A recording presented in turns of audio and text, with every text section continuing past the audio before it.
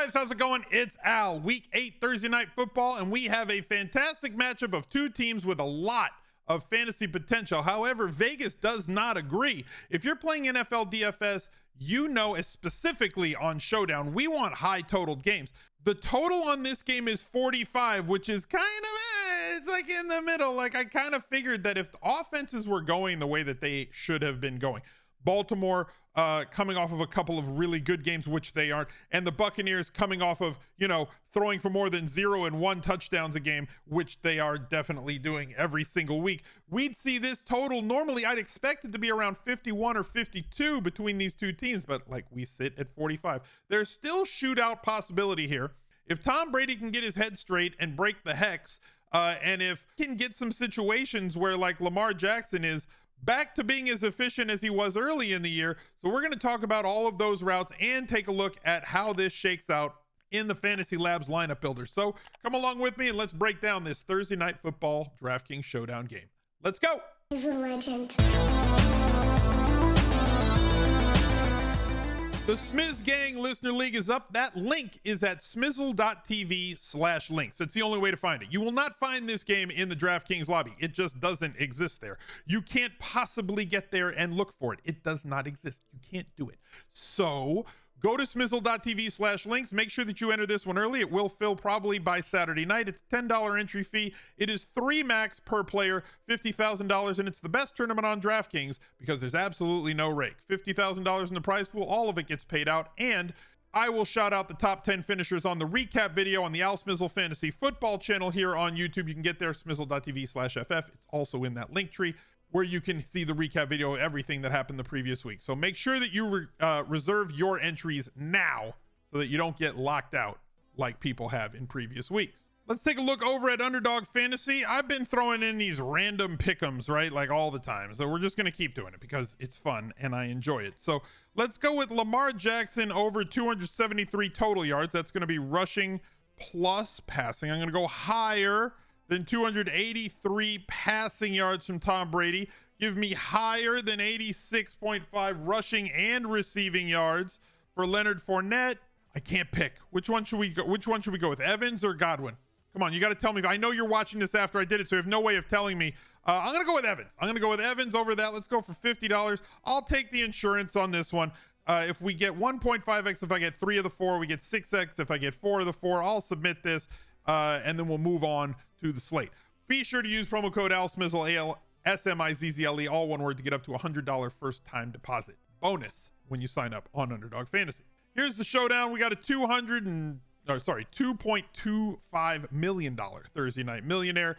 It's gonna get split, but like, how can we do it so that we don't split with as many people as possible? So like, the first way we'll talk about at the end of the video, where we're going to differentiate through the dart throw type guys who want to get at least one player, maybe 2, who are going to be under 20% in your lineup to try and split with as few as possible. Like last showdown, I think the Dolphins and the Dolphins showdown, they had a situation where, like, I think first place paid like $800 because there were 1,000 people that ended up on the same lineup. We want to not have 1,000 people holding hands with us as we fill out our lineup, right? Like, so we want to get a little bit different, but without getting stupid. So let's start with the viable captains, and I'll get to the quarterbacks in just a minute. Mike Evans, certainly a viable captain, has not scored a touchdown as this offense has been wholly inefficient, and partially it's his fault too, because he dropped a surefire 75-yard touchdown pass in week 7 against Carolina, where they got stomped 21-3. 15 targets, though. That's extremely encouraging that they just kept throwing the ball specifically to Mike Evans. Godwin, another potential captain here. He's gotten a good amount of targets, but he has not been open very much. Like, still recovering from that late season knee injury last year. He's getting peppered with targets, but based on some of the grades of players who are open the most or separation ability, he is not getting open. He's been solid, but unspectacular with no touchdowns, but also in his return from the hamstring injury that he suffered in week 1 after the really fast injury from the ACL last year, no higher than 15.5, but the volume, because DraftKings is full PPR with bonuses, he hasn't gotten the bonus yet either, has kept him basically between the range of 11.5 to 15.5. Now look, he continues getting this volume. Hopefully, as that knee corrects itself, and his explosiveness returns as the season goes on, hopefully, we will see Godwin return to his old form. But right now, he's a dink and dunk guy. He's a catch and out of bounds guy. He's a catch and fall down guy, mostly because the proximity that defenses are around him. This offense has been very slow looking so far this year, and there has not been much upside. Mark Andrews, there has certainly been upside, although in week 7 we didn't see it as he caught no balls on only 2 targets. But like, if you're not looking to separate at the tight end position because it's captain and all flexes, but like if you're looking for somebody who has 25 to 35 point upside, which is what you should be looking for at the captain spot always whenever you're playing Showdown, right? Like, there's this philosophy that, well, if I pay down and get one of these guys and throw him in a captain, then I can fit all of these other guys. Now that may work once in a while, like maybe like 1 or 2% of the time. More often than not, you're throwing a ton of money away trying to get to that point. So we're not going to do that. Andrews is one of the most viable captains on the Baltimore Ravens, with Lamar being the #1 captain on the Baltimore Ravens. So, and behind him, there's one more potential captain. It's Rashad Bateman. It's not because of his volume, right? He's not going to get a lot of 10, 11, 12 target games, but the big playability from this young player, we saw it early in the season before the injury, right? Where he was averaging 29.5 yards a catch, 27 yards a catch, 29 yards a catch, and breaking off 2 big touchdowns, a 55-yarder and a 75-yarder. We have not seen that because of the injury that he missed weeks 5 and 6, and then weeks 3, 4, and 7, he just didn't get it. High ceiling, but a really low floor. Big difference between his ceiling and floor. But if he catches one of those long touchdowns, ends with a 2 touchdown game in total, certainly a captain viable player, but he's a little more thin than the other plays. Anytime that I'm utilizing Mike Evans in captain, I'm going to tie Tom Brady to it.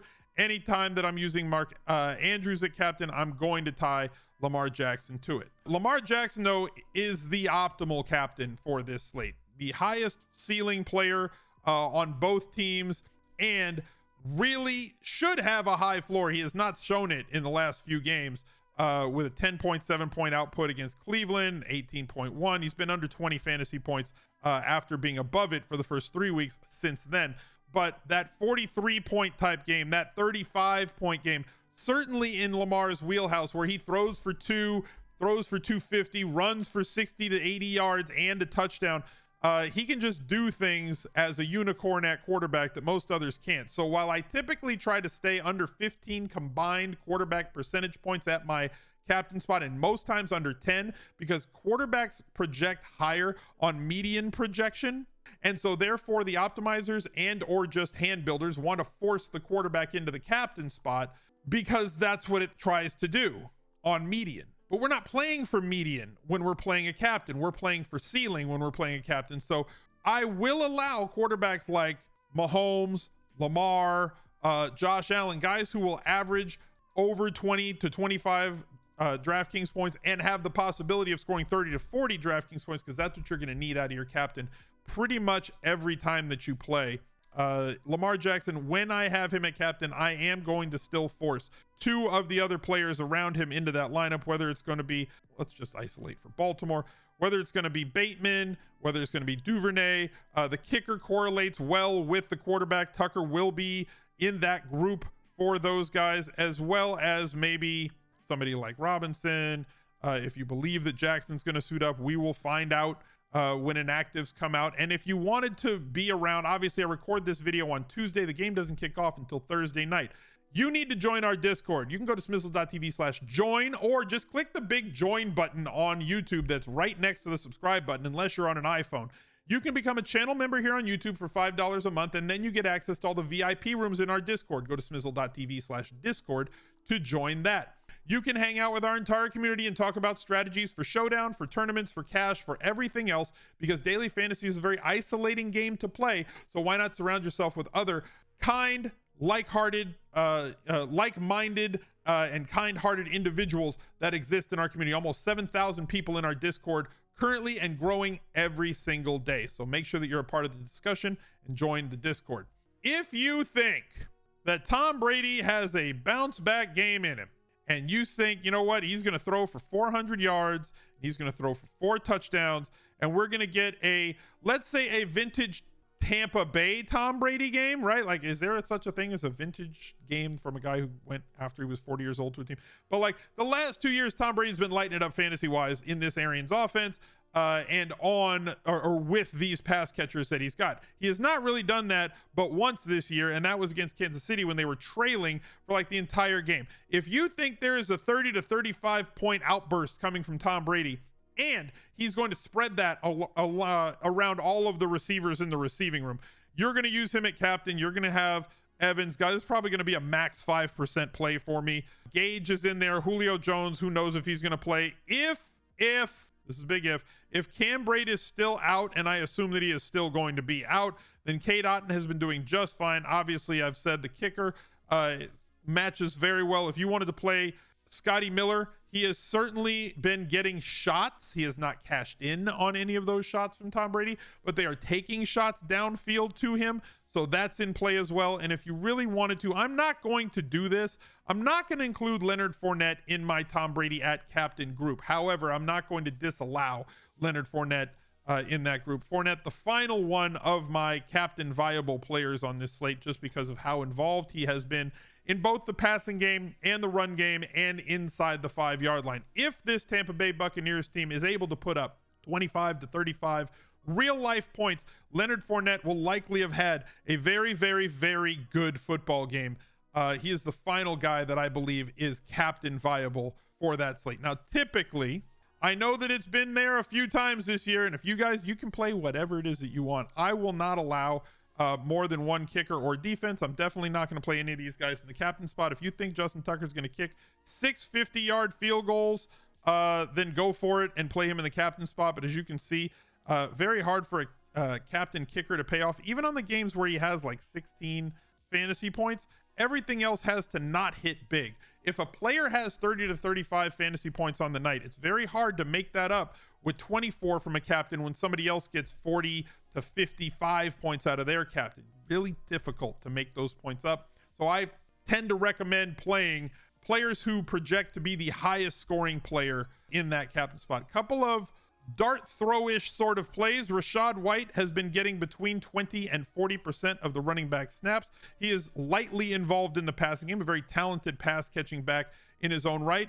You're going to have to steal a touchdown here from Leonard Fournette to make that work. I already mentioned Scotty Miller, who I think is a great one-off in terms of low percentage, 10% or less probably on this showdown, but has the ability to catch a 50-yard touchdown and really turn things all the way around for you. Isaiah Likely also kind of in that boat, where if he catches a touchdown, these are all dart throws that are low percentage plays with a very little chance of paying off. The last guy that I wanted to talk about was the running back situation in Baltimore. Gus had a great game. 16 attempts, 66 yards in his first game back, 2 touchdowns and a target. That's 17 opportunities. Gus Edwards was on the field for 23 snaps last week. That's pretty freaking shocking. Anytime they ran like 60 something plays, they ran like 66 plays. He was out there a third of the time, but literally every time he was on the field, a play was called for the ball to go to Gus Edwards. So like, I'm not saying it's a sign of things to come. He's not going to get, if he plays 50 snaps, he's not going to get 50 opportunities. But like the fact that they wanted to force feed Gus as much as they wanted to force feed Gus anytime that he was on the field, like it pushed Kenyon Drake into kind of a backup role. He still got 11 carries and 1 target in that spot, which now puts Kenyon Drake in the dart throw possibility grouping for me, coming off a really bad game where everybody's going to jump on the Gus bus. So Kenyon Drake, if he tends to turn into one of those vulture touchdowns, can really make the difference in a showdown slate. Let's take a look over at the Fantasy Labs lineup builder so that we can build our 150 for this slate, at least to start with. You're not just going to click the button and just start printing money. It's not the way that it works. You've got to massage these lineups to make sure you have the right allocations and combinations that you're looking for.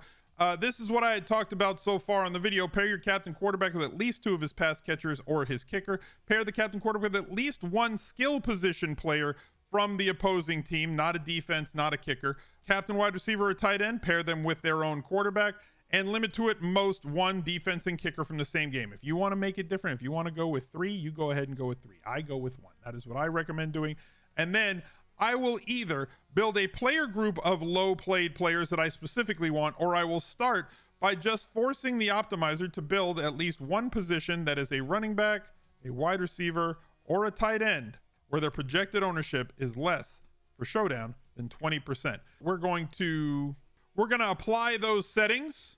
We're going to hit this generate button right here, and it's going to build this 150 for me. And then it's not going to stop there. We have to make sure that all of the allocations and captain allocations and everything is the way that we want it. But go over to Fantasy Labs and check out all the great products they have at smizzle.tv/labs with an uppercase L. That will give you the discounts, especially with NFL, NBA, college football, and everything else that's going on. You get projections and a lineup builder for every one of those sports to carry you through the next 6 to 8 months. And I hope that you guys take advantage of it. So thank you all for watching. Drop a like on the video, subscribe to the channel, look out for another video right there. He's a legend.